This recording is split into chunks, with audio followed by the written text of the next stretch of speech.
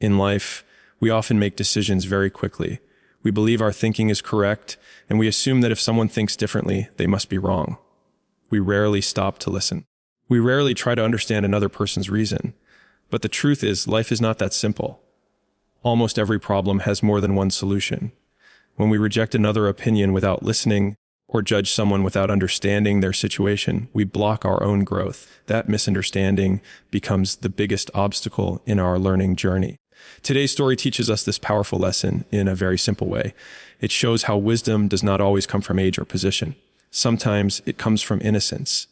Sometimes it comes from a child. Through the words of a little girl, we learn that a different point of view is not always wrong. So listen carefully, because hidden inside this story is a priceless lesson for life. Once upon a time, there was a small and beautiful village. It was peaceful and calm, surrounded by trees and open fields. People lived simple lives and knew each other well. In that village lived a young girl named Emily. Emily was cheerful, energetic, and full of life. She loved playing with her friends, laughing, and exploring the world around her. Every morning, she wore her school uniform, picked up her small backpack filled with books and notebooks, and walked happily to school. She enjoyed school very much. She liked learning new things and spending time with her classmates. However, Emily had one big difficulty. She was very weak in mathematics. Numbers confused her. Even simple addition and subtraction made her nervous. She often had to count on her fingers, even for very small numbers.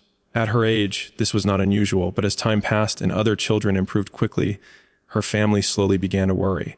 But Emily had a special talent. What she lacked in math, she made up for in creativity. She loved drawing. When she held a pencil, her imagination came alive. She could turn blank paper into beautiful pictures full of color and emotion. In fact, she was the best artist in her class. One day, Emily's teacher, Mr. Johnson, announced a drawing activity in class. The children became excited. Drawing was their favorite activity. Everyone took out their colors and pencils and began drawing with full focus. Emily was completely absorbed in her work. Her weakness in math disappeared as she focused on her art. She carefully drew every detail, putting her heart into the picture. When the time was over, Mr. Johnson collected the notebooks and began checking them. Some children had drawn animals, some had drawn their friends, and others had drawn funny and colorful scenes.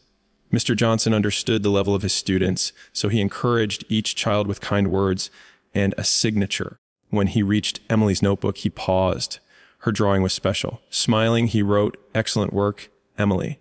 Your picture is truly beautiful." Reading those words filled Emily's heart with joy. She felt proud.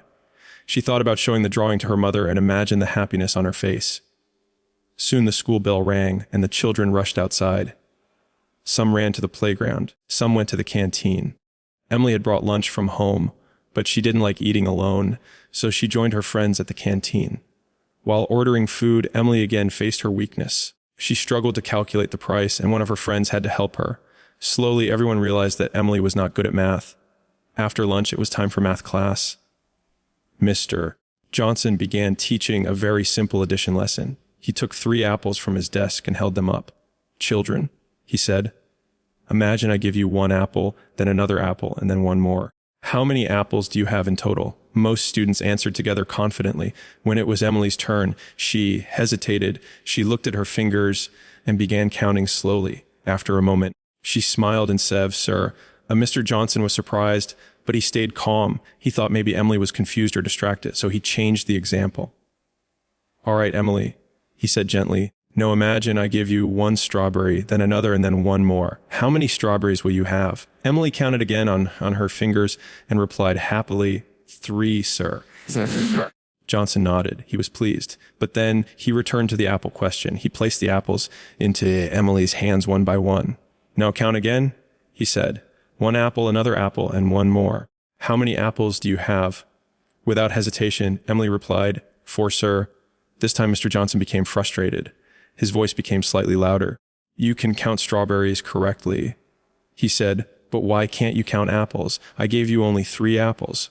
Why do you keep saying 4? Emily felt scared. She lowered her head and spoke in a soft voice. "Because, sir," she said, "I already have 1 apple in my backpack." The classroom became silent. Mr. Johnson was shocked. In that moment, he realized something very important. Emily was not wrong. She was simply seeing the situation differently. She was including something he had ignored. He smiled gently, understanding his mistake. The problem was not Emily's intelligence. The problem was assumption. My friends, this story reflects our own lives. Many times we believe we are right and others are wrong. We forget that everyone carries different experiences, knowledge, and circumstances. Yes, 5 plus 5 equals 10, but 6 plus 4 also equals 10. 3 plus 7 equals 10 as well. The answer may be the same, but the paths are different. Never believe that only your way is correct. Life has many perspectives, many solutions, and many truths.